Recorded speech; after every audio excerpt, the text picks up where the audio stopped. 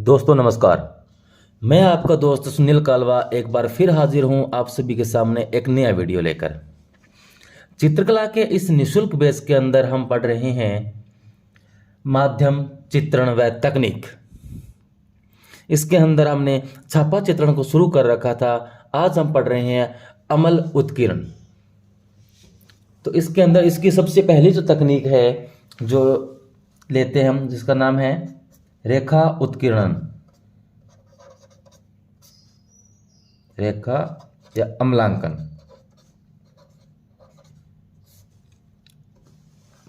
यह जो तकनीक है यह हमारी 13वीं सदी से शुरुआत होती है। इसकी 13वीं सदी से इसकी प्रारंभ होती है। 13वीं सदी से योद्धाओं के कवच बनाने से इसकी शुरुआत होती है। योद्धाओं के कवच यानी जो योद्धा थे, युद्ध करते थे, उनके जो कवच होते हैं उनको बनाने के लिए सबसे पहले इस विधि का प्रारंभ हुआ।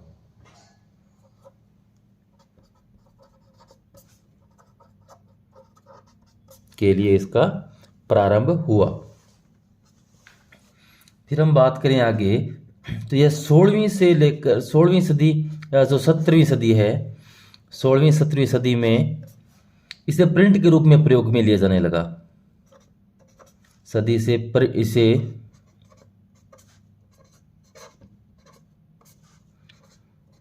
प्रिंट के रूप में प्रयुक्त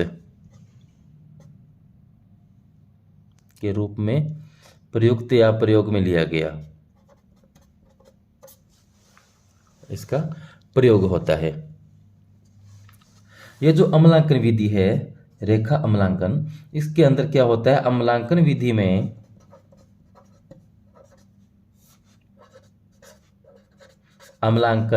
विधि में एक जस्ते या जो कॉपर की प्लेट होती है उस पर एसिड के द्वारा उत्कीर्ण किया जाता है। जस्ते या कॉपर की प्लेट पर अम्ल या एसिड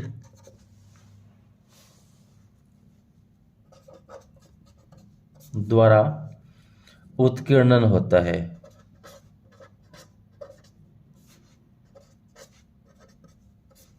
उत्कीर्णन किया जाता है। अब हम देखते हैं इसकी कार्यप्रणाली, ये किस तरह से काम करते हैं।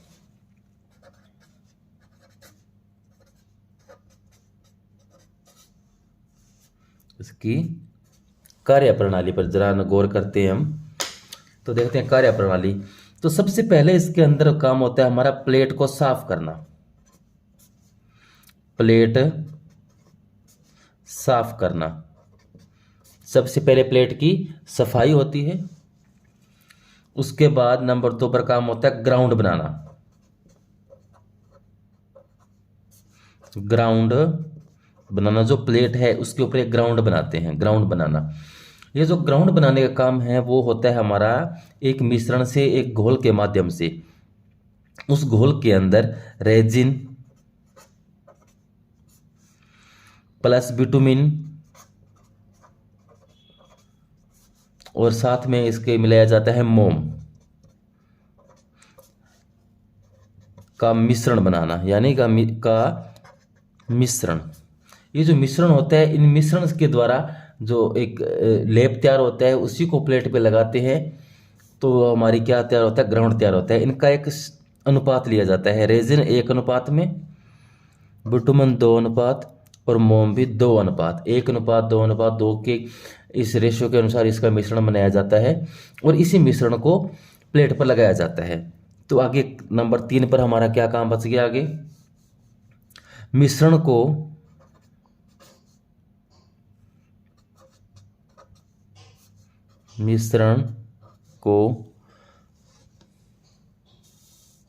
गरम प्लेट पर लगाना है। प्लेट को थोड़ा गरम किया जाएगा, उसके बाद मिश्रण लगाया जाएगा। मिश्रण को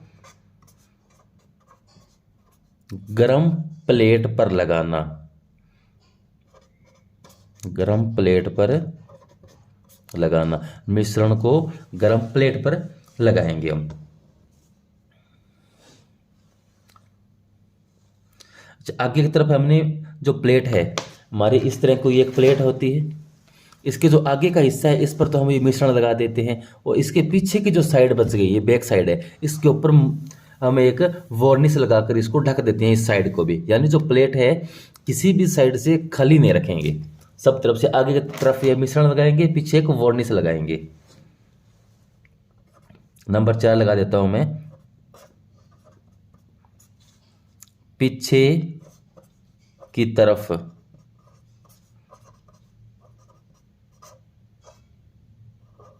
वार्निश लगाना, यानी जो बैक साइड है उस पर हम क्या लगा देंगे, एक वार्निश लगा देंगे।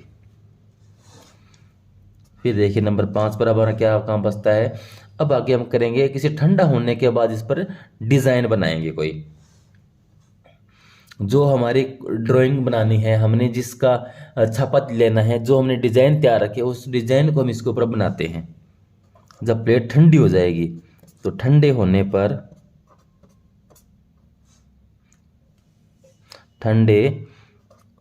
के बाद प्लेट पर डिजाइन बनाना। प्लेट पर डिजाइन बनाना, यानी जो हमें डिजाइन जो छाप लेना है उसका डिजाइन बनाना है प्लेट पर, जब प्लेट हमारी ठंडी हो जाएगी। अब देखिए आगे छठा काम हमारा क्या बचता है। जो हमारी एचिंग नीडल है, एचिंग नीडल से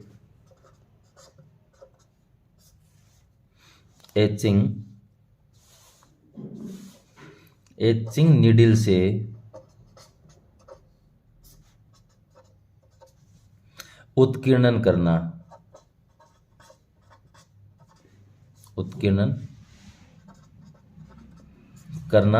किसको, केवल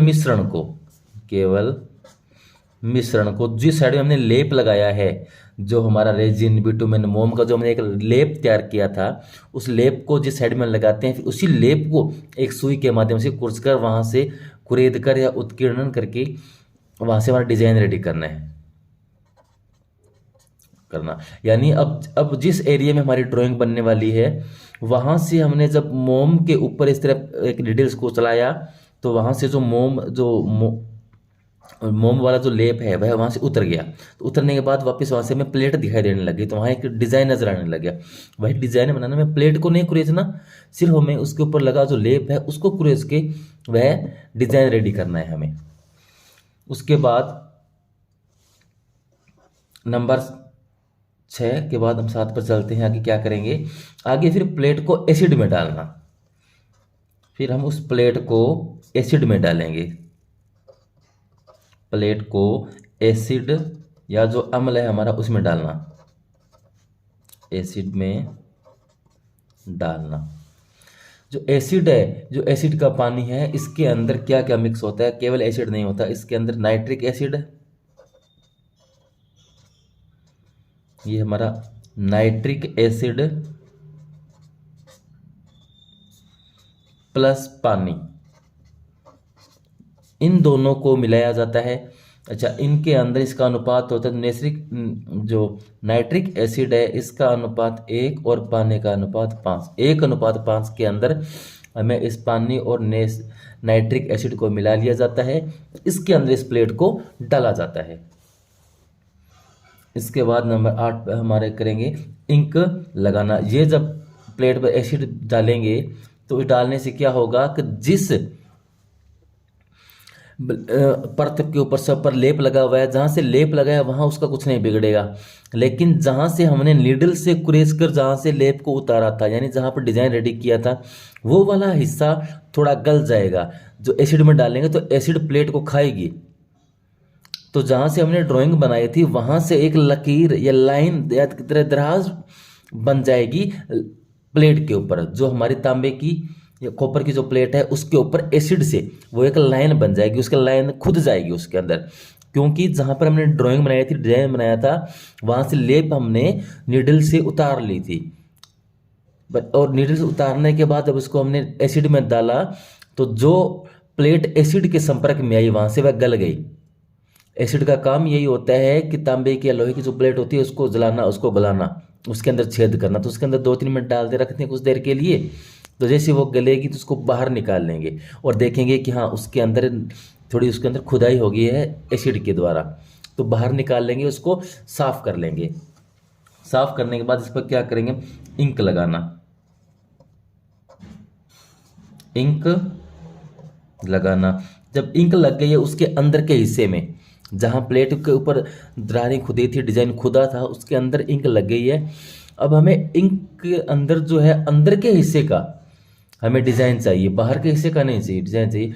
तो हम इसको ऊपर क्या करेंगे, जो डिजाइन बना है उसको छोड़ के जो ऊपर का हिस्से का हम सारा उसको पोंछ लेंगे, बढ़िया सा उसको साफ कर लेंगे एक अच्छे कपड़े से। तो जो बाहर का हिस्से का सारा इंक उतर जाएगी और अंदर के हिस्से बचेगी। फिर नंबर 9 पर हम करेंगे नम कागज लेंगे। नम या गीला कागज लेना। नम कागज पर प्रिंट लेना,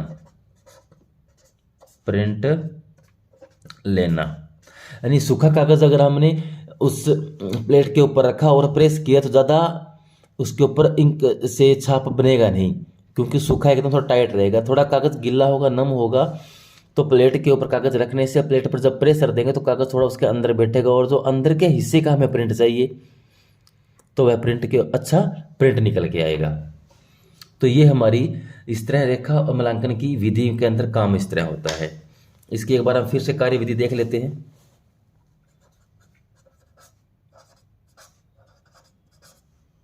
कार्य विधि, कार्य विधि में हम सबसे पहले क्या करेंगे,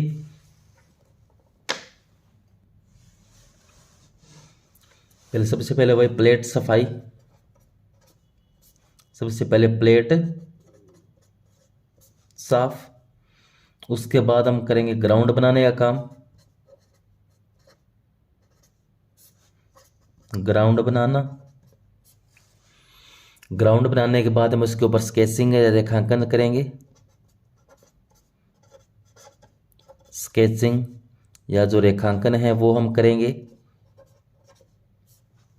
उसके बाद हम उस पर उत्कीर्णन करेंगे। उत्कीर्णन यानी उसके ऊपर उसको खुदाई करेंगे जो जहाँ पर हमने स्केच बनाया है। इसके बाद अम्लांकन होगा। इसके बाद क्या करेंगे, अम्लांकन। अम्लांकन का मतलब उसको हम अम्ल के जो बर्तन रखा है उसके अंदर डालेंगे, एसिड के अंदर इसको डालेंगे, अम्लांकन। अम्लांकन के बाद होगा, इसके बाद बाहर निकालेंगे, फिर होगा इंकिंग। इंकिंग, इंकिंग, इसके बाद होगा प्रिंटिंग। इसके बाद होगा प्रिंटिंग। जो इंकिंग है, इंक लगाना, एक बात नहीं लिखी यहाँ पर, इंक लगाते हैं वो लगाते हैं हम सॉफ्ट रोलर से। सॉफ्ट रोलर, जब हमने रोलर पढ़े थे, रोलर 2 प्रकार के थे, सॉफ्ट रोलर और हार्ड रोलर। सॉफ्ट रोलर इसलिए लेने हैं कि क्योंकि जो अंदर है, जो दरारें बनी हुई है, अंदर की चीज़ें खुदी हुई है, जिस तरह आपके अंदर इसके अंदर देखिए, ये जो अंदर का हिस्सा है, ये अंदर का हिस्सा, इसका हमें डिजाइन लेना होता है अंदर के हिस्से का। तो हमें एक सॉफ्ट रोलर चाहिए जो इंक लगा और इसके अंदर वाले हिस्से के अंदर इंक पहुंचा दे।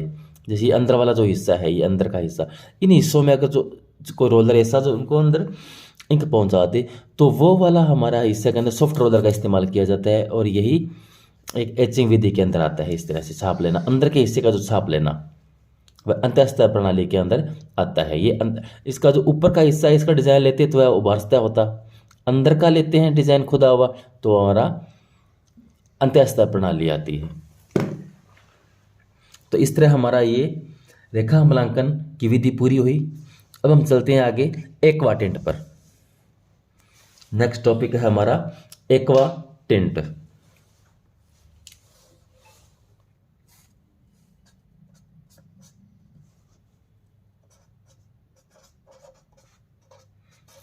Aqua tint.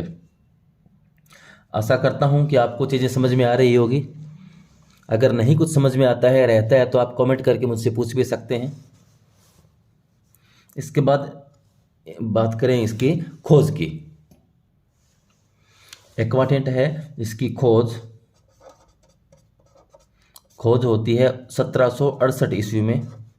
1768 ईस्वी में जीन बैप्टिस्ट लीप्रिस के द्वारा इसकी खोज की जाती है। जीन बैप्टिस्ट लीप्रिस, इनके द्वारा एक्वाटेंट की खोज की जाती है। इस विधि में क्या करते हैं, इस विधि में अम्लांकन द्वारा छाया प्रकाश का प्रभाव उत्पन्न करते हैं। इस विधि में अम्लांकन द्वारा छाया प्रकाश का प्रभाव उत्पन्न करते हैं, यानी इसके अंदर शेडिंग कराने की कोशिश रहती है। जो शेडिंग कराना चाहते हैं हमारी ड्राइंग पेंटिंग के अंदर, छाप के अंदर, तो हम इस विधि का प्रयोग करते हैं। इसके अंदर जो प्लेट होती है वह जिंक या जस्ते की यूज होती है। जो प्लेट है वह जिंक की होगी, जिंक या जस्ते की जो प्लेट है उसका इस्तेमाल किया जाता है। तो हम देखते हैं इसकी कार्यप्रणाली कि किस कार्यप्रणाली के दौरान यह काम करता है। इसकी क्या कार्य प्रणाली है।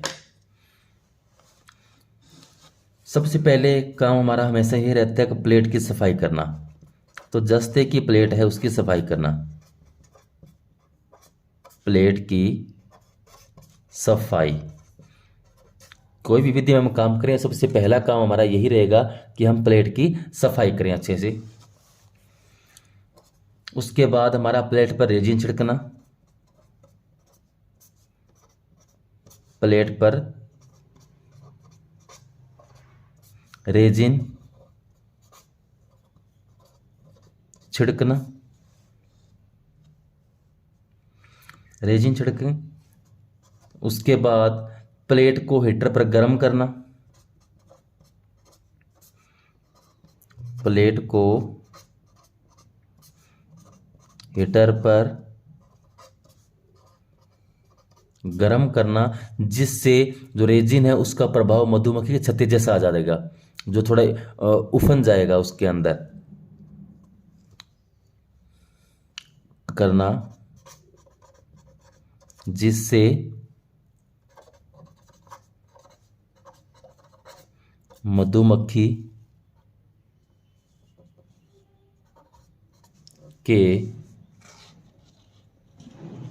के छत्ते जैसा प्रभाव आ जाना। यानी रेजिन छिड़कने के बाद जब प्लेट को हम गर्म करेंगे तो जो प्लेट के ऊपर रेजिन गिरा है उसको ये थोड़ा उफन जाएगा और उसका प्रभाव इस पर नजर आएगा, ऐसा लगेगा जैसे मधुमक्खी का छत्ता हो। चलिए आगे। उसके बाद नंबर 4 पर हम लिखते हैं कि पीछे की सतह पर वार्निश लगाना।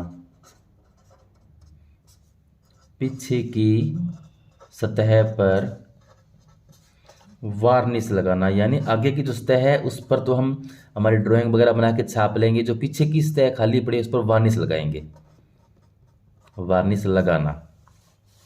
उसके बाद हमारा अगला काम रहता है रेखांकन करना। जिस भी चीज़ का हम छाप चाहते हैं, जो छापा रेडी करना चाहते हैं, उसकी ड्राइंग या ट्रेसिंग पेपर से छाप वगैरह लेनी है, उस प्लेट के ऊपर छापेंगे, उसको रेखांकन करना होगा। फिर उसके ऊपर वार्निश फिर से लगाना,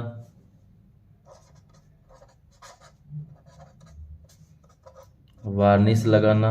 वो एक बार में नहीं, कम से कम 3 सतर में, इस पर 3 सतर में वार्निश लगाई जाती है। पहले कम होती है, फिर मध्यम होती है, फिर अधिक होती है। 3 सतर में होगी कम,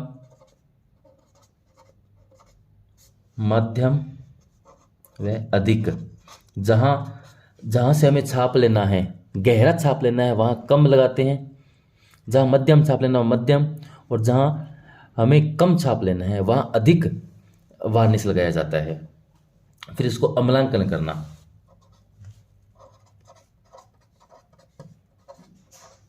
अम्लांकन करना, अम्लांकन जो हमारा 2 से 3 बार होगा, 2 से 3 बार।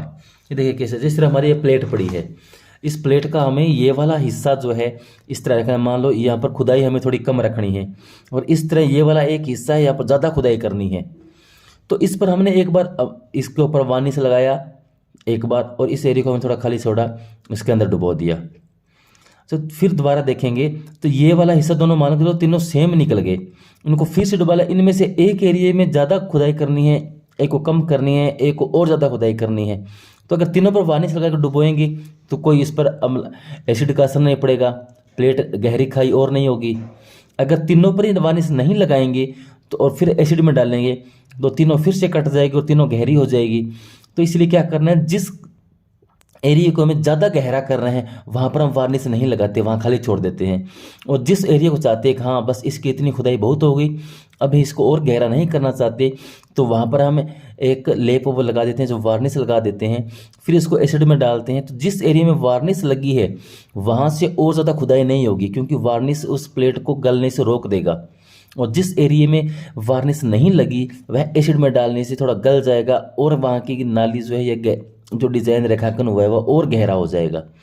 फिर बाहर निकाल कर देखते हैं कि कितना हमारा गहरा हो गया, जितना हम गहरा उसको चाहते हैं क्या वो प्रॉपर उतना हुआ या नहीं हुआ। अगर नहीं हुआ तो फिर उस एरिया को फिर से एक बार तेज़ाब में डालते हैं, एसिड में डालते हैं, अम्लांकन करते हैं उसका, फिर बाहर निकालते हैं। हम देखते हैं हाँ इतना काफ़ी हो गया, ये वाला एरिया हमें इतना ही गहरा चाहिए, तो उसके ऊपर हम फिर से हमारा जो वार्निश लगा देंगे।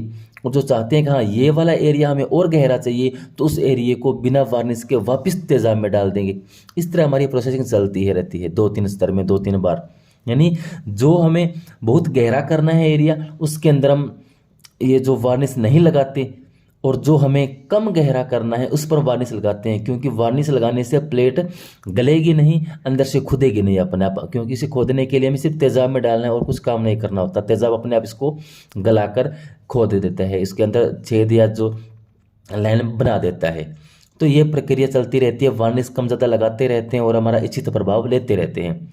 जिसमें शेडो दिखाना है, अधिक गहरा करना है, वहाँ अधिक गहरा किया जाता है, वार्निश कम लगाई जाती है। जिस एरिया को हमें कम डिज़ाइन लेना है, जिसका पतली से एक लाइन के रूप में डिज़ाइन लेना है, वहाँ एक बार हल्का सा बिना वार्निश के छोड़ देंगे, जस्ट बाहर निकाल के उस एरिया पर हम वार्निश लगा देंगे ताकि वह और गहरा ना हो। तो ये प्रोसेसिंग हमारी इस तरह बार बार चलती रहती है। फिर जब रेखांकन हो जाता है तो फिर इसको बाहर निकालते हैं प्लेट को, और प्लेट साफ करते हैं। प्लेट साफ करना, ये फिर काम होता है हमारा प्लेट का सफाई करने का। प्लेट साफ करने के बाद इसके ऊपर इंकिंग की जाती है। इंकिंग करना, फिर हम इसके ऊपर इंक लगाते हैं, और इंक जहां पर हमने लगा दी फिर हम प्रिंट लेंगे। अगर जैसे इंक लगा के हमने इसके पूरे के ऊपर इंक लगाया और छोड़ दिया, उसके ऊपर हमने कागज़ रखा और हमने छाप लेना चाहा, तो क्या होगा, पूरे की छाप, इसके जो ऊपरी हिस्सा वो भी छाप आ जाएगी। लेकिन हमें चाहिए अंदर के हिस्से की, तो छाप है जो पहले जो साफ कपड़े से बाहर बाहर की इसकी स्याही इसको पोंछ लेंगे। और जब स्याही सिर्फ अंदर के हिस्से हैं, इनमें हमारी स्याही लगी हुई बची है, तो फिर एक नम कपड़ा या नम गीला जो कागज़ है इसके ऊपर रखेंगे, थोड़ा वो मुलायम हो जाएगा।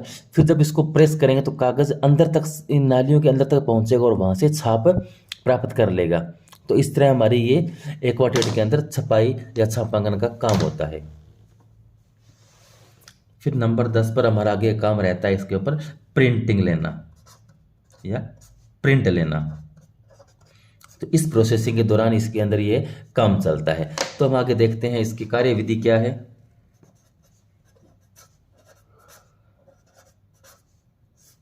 कार्यविधि, कार्यविधि के अंदर सबसे पहले वही हमारा काम प्लेट सफाई, यानी ये जो मैंने आपको कार्य प्रणाली बताई है, बस इसी को हम शॉर्ट में यहाँ लिख रहे हैं। एग्जाम में कई बार यही लाइन आ जाती है कि इनको क्रम के अनुसार लगाइए, तो थोड़ी इसको ध्यान रखिए। प्लेट सफाई, प्लेट सफाई के बाद हमारा प्लेट पर रेजिन छिड़काव, फिर प्लेट पर क्या होगा, रेजिन का छिड़काव। रेजिन छिड़काव होने के बाद हम करेंगे प्लेट को गर्म। फिर हम प्लेट क्या करते हैं, प्लेट गर्म करते हैं।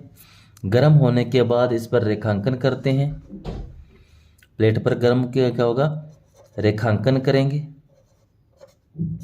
रेखांकन होने के जो पीछे का एरिया बच की बैक जो साइड है उस पर हम क्या करेंगे, वार्निश लगाएंगे। क्योंकि हमें छाप आगे के हिस्से का लेना है, पीछे का नहीं लेना, तो पीछे गले ना, पीछे का हिस्सा, इसलिए वार्निश लगाते हैं। वार्निश लगाना, वार्निश के बाद इसको अम्लांकन करना। वार्निश के बाद क्या करेंगे, अम्लांकन। अम्लांकन अम्लांकन करना यानी इसको एसिड में या तेजाब में डालना। अम्लांकन या एसिड में डालना। जो तेजाब वाला हमारा टब है, बर्तन है, उसके अंदर इसको डालते हैं, इसको अम्लांकन कहते हैं। अम्लांकन करना। जब इसके अंदर इच्छित प्रभाव बन जाएगा, हमारी जो ड्राइंग चाहते हैं वो बन जाएगी, तो उसके बाद इसको बाहर निकाल के इसको साफ करके वापस इंकिंग करना। फिर करेंगे आगे प्रोसेसिंग हमारी क्या रहेगी, इंकिंग करना। इस पर हम इंक लगाएंगे। इंकिंग करने के बाद हमारा काम रहेगा प्रिंटिंग। फिर काम हो गया अगला हमारा प्रिंटिंग। फिर हम प्रिंट ले लेते हैं। तो ये हमारी प्रोसेसिंग है, इस प्रकार चलती रहती है। तो इस तरह हमारी ये तकनीक हुई, ये जो विधि थी, ये हमने पढ़ा एक्वाटेंट के बारे में। अब हम अगला पॉइंट पढ़ते हैं हमारा इसी से मिलता जुलता, जिसका नाम है सुगर एक्वाटेंट। सुगर एक्वाटेंट। सुगर एक्वाटेंट यानी जो एक्वाटेंट है उसी का एक रूप है सुगर एक्वाटेंट। इसको हम देखते हैं, इसके अंदर किस तरह हमारी कार्यप्रणाली हमारे काम करती है। तो सबसे पहले हमारा एक हमेशा काम रहता है प्लेट की सफाई करना। जैसे हम कुछ भी नए काम शुरू करते हैं तो क्या होगी, इसकी प्लेट की सफाई होगी। प्लेट की सफाई, फिर वही प्लेट पर रेजिन छिड़काव। प्लेट पर रेजिन छिड़काव, रेजिन का छिड़काव हो गया। फिर प्लेट को हीटर पर गर्म करना। प्लेट को हीटर पर गर्म करना किस लिए, ताकि वहां पर मधुमक्खी का वो छत्ते जैसा प्रभाव फिर से बन जाए। मधुमक्खी के छत्ते जैसा प्रभाव के लिए, मधुमक्खी के छत्ते जैसा जो प्रभाव है वो बने, उसके लिए हम इसके ऊपर उसको प्लेट पर गर्म करते हैं। फिर चौथा काम हमारा इंपॉर्टेंट, प्लेट की पीछे के साइड में वार्निश लगाना। प्लेट की पीछे की तरफ वार्निश लगाना। जो प्लेट का पीछे का हिस्सा बचा है जिस पर हमें कुछ नहीं करना, उसके ऊपर हम वार्निश लगाएंगे। उसके बाद चौथा और इंपॉर्टेंट काम बचेगा हमारा चीनी की चाशनी तैयार करना। क्योंकि शुगर एक्वाटेंट, शुगर का मतलब क्या है, चीनी। इसकी हम एक चीनी की चाशनी तैयार करते हैं। उसके चीनी की जो चाशनी क्या क्या करते हैं, उसके अंदर चीनी की चाशनी लेते हैं। मैं यहीं लिख देता हूँ स्टार लगा के, ताकि याद रखें ये लाइन इसके अंदर ऐड होगी। चीनी की चाशनी तैयार होगी। उस चाशनी के अंदर पोस्टर रंग मिलाएंगे, या तो पोस्टर रंग, या उसके अंदर हम जल रंग मिलाएंगे। जल रंग मिलाएंगे, या उसके अंदर एक कालिख। कालिख यानी जो हम दीपक वगैरह जलाते हैं, मोमबत्ती जलाते हैं, तो उसके ऊपर जो उसका धुआं जम के, दीवार पर जो धुआं सा जम जाता है उसको कालिख बोला जाता है, या उसको इसके अंदर हम मिला लेंगे। फिर इतना काम करने के बाद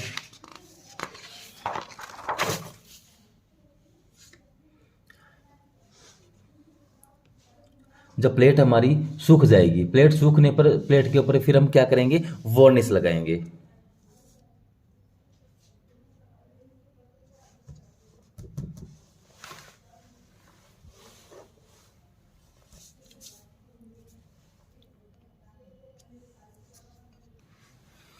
फिर आगे हमारा काम रहेगा नंबर 5 पर हम देखते हैं चीनी की चाशनी से रेखांकन करना। चीनी की चाशनी से रेखांकन करना। रेखांकन करना यानी जो चीनी की चाशनी बनाई है हमने, जिसके अंदर जल रंग डाला है, उससे हम रेखांकन करेंगे अब। फिर छठा काम इंपॉर्टेंट बचता है हमारा प्लेट सूखने पर प्लेट पर वार्निश लगाना। यानी जब वो प्लेट सूख जाएगी तो उसके ऊपर हम वार्निश लगाएंगे। प्लेट सूखने पर वार्निश लगाना यानी प्लेट जब रेखांकन करने के बाद जब हमारी प्लेट सूख जाएगी तो उसके ऊपर हम वार्निश लगाते हैं। फिर प्लेट को हम गर्म पानी में भिगो देते हैं। प्लेट गर्म पानी में भिगोना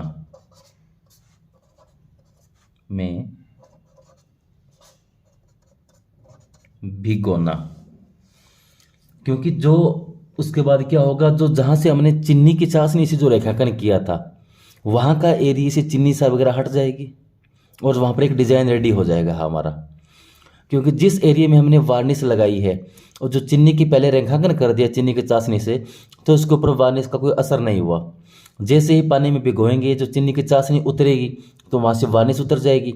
उतरने के बाद जो हमने ड्राइंग बनाई थी, जो रेडी किया था, वह ड्राइंग हमें सीधी वहाँ से दिखनी शुरू हो जाएगी। फिर उसी प्लेट को हम क्या करेंगे, प्लेट को अम्लांकन करेंगे। अम्लांकन यानी प्लेट को अम्ल या तेजाब के अंदर डालेंगे, अम्लांकन करना। तो डालने से क्या होगा, जो अभी एक क्वांटिटी में हमने किया था इसके अंदर जब डाल रहे थे, जो प्लेट जो होगी हमारी, तो अम्लांकन करने से क्या होगा, वो प्लेट फिर से वहाँ से गलकर उसके अंदर के भाग खुदने शुरू हो जाएंगे। क्योंकि जिस हिस्से में हमने चाशनी लगाई है वहाँ से वार्निश हट जाएगी, वहाँ से वार्निश का असर नहीं होगा, तो जो डिज़ाइन हमें दिखना शुरू हो जाएगा।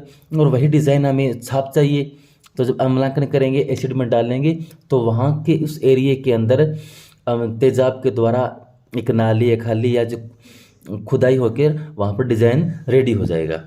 तो फिर हम प्लेट को बाहर निकालेंगे, फिर वहाँ से हम प्रिंट ले लेंगे। वही एक्वा टिंट की तरह है, बस फ़र्क इसके अंदर यही है कि वहाँ पर डिज़ाइन के लिए हमें चीनी की चाशनी का इस्तेमाल करना है। अब हमारी एक इसी के अंदर चौथी विधि है, लास्ट है, जिसको कहते हैं हम विस्कोसिटी।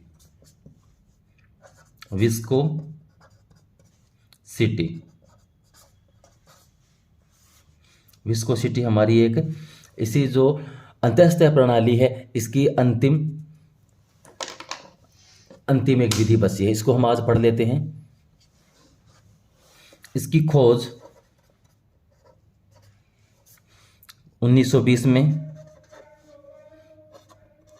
SW हेटर के द्वारा की गई।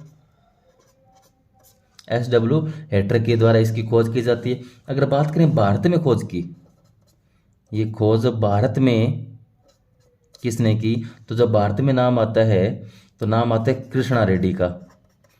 कृष्णा रेड्डी, भारत में इस विधि का खोज करने का श्रेय दिया जाता है कृष्णा रेड्डी को।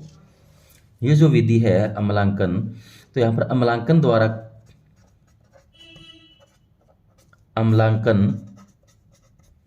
द्वारा प्लेट में ऊंची नीची सतहों को उत्कीर्ण करके बहुरंगी छप्पा प्राप्त करते हैं। द्वारा प्लेट में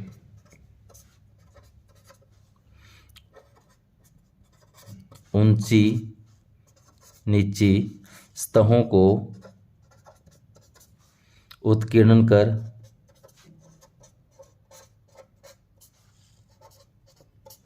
करके बहुरंगी छापा प्राप्त करते हैं। बहुरंगी छापा प्राप्त करते हैं।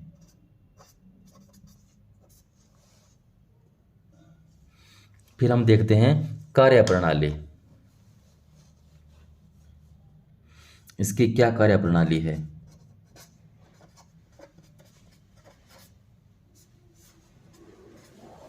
कार्यप्रणाली में देखेंगे तो चलो अब हम देखते हैं कार्यप्रणाली।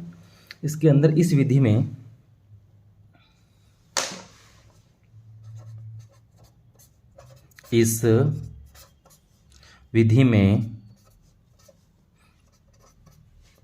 प्लेट में किए गए चित्रांकन के संयोजन का प्लेट में किए गए चित्रांकन के संयोजन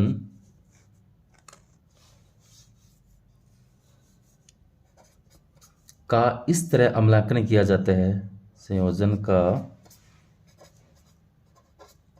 इस तरह अमलांकन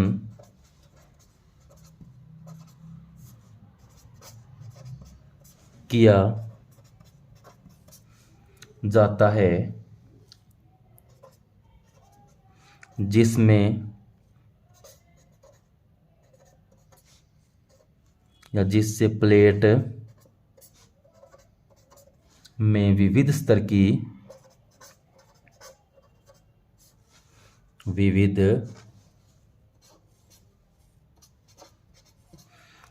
की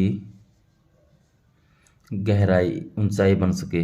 स्तर की ऊंचाई व गहराई बन सके।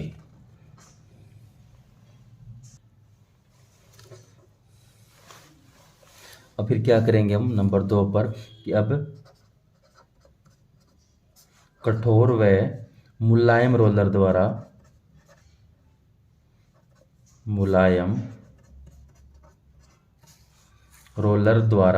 अलग अलग रंगों को आवश्यकता अनुसार प्लेट पर लगाया जाता है। रोलर द्वारा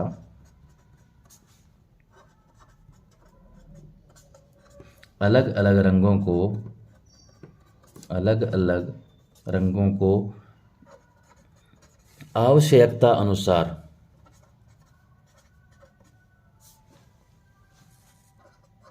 आवश्यकता अनुसार प्लेट पर लगाया जाता है। प्लेट पर लगाया जाता है। इससे फिर क्या होगा, जब प्लेट पर हमने इसको इसी विधि के द्वारा अम्लांकन किया जाएगा। अम्लांकन के दौरान कहीं से ज़्यादा खुदाई होगी, कहीं से कम खुदाई होगी, तो वह ऊपर नीचे हो जाएगा और उसके ऊपर जो मुलायम रोलर से इंक लगाएंगे तो अंतर स्तर तक पहुंच जाएगा, और जो कठोर रोलर से इंक लगाएंगे तो वह केवल ऊपर तक पहुंचेगा। तो इस तरह अलग अलग जहाँ में ज़रूरत है वहाँ वैसा कलर लगाकर इसके ऊपर प्रिंट लिया जाता है, लगाया जाता है और फिर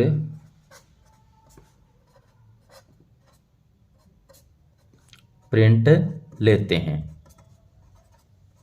उसके बाद हम इस पर क्या करते हैं, प्रिंट लेते हैं। फिर तीसरा काम हम देखते हैं क्या होता है। प्रारंभ में मुलायम रोलर का प्रयोग करते हैं और अंत में कठोर रोलर का प्रयोग करते हैं। प्रारंभ में मुलायम रोलर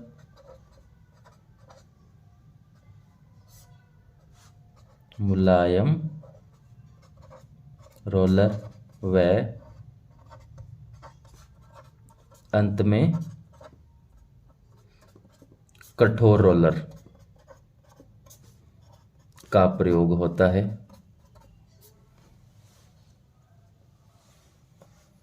और फिर सबसे अंत में क्या करते हैं, अंत में प्लेट साफ कर सामान्य प्रक्रिया से छापा प्राप्त किया जाता है। छापा प्राप्त किया जाता है। तो इस तरह 2-3 तकनीक से इसके अंदर छापा प्राप्त किया जाता है। प्लेट को ऊपर जो इंक लगाया जाएगा सॉफ्ट, इसके अंदर सॉफ्ट रोलर और हार्ड रोलर दोनों रोलर का इस्तेमाल किया जाएगा और इससे छापा ले लिया जाएगा। विस्कोसिटी के अंदर हम कलरफुल जो छापे हैं, प्रिंट लिए जाते हैं। तो इस तरह आज हमारी अंत्यस्थ प्रणाली थी वह पूरी हुई। अगर आपको मेरा कंटेंट पसंद आ रहा है तो प्लीज़ मेरे चैनल को सब्सक्राइब कीजिए, अपने दोस्तों को शेयर कीजिए। धन्यवाद। पढ़ते रहिए।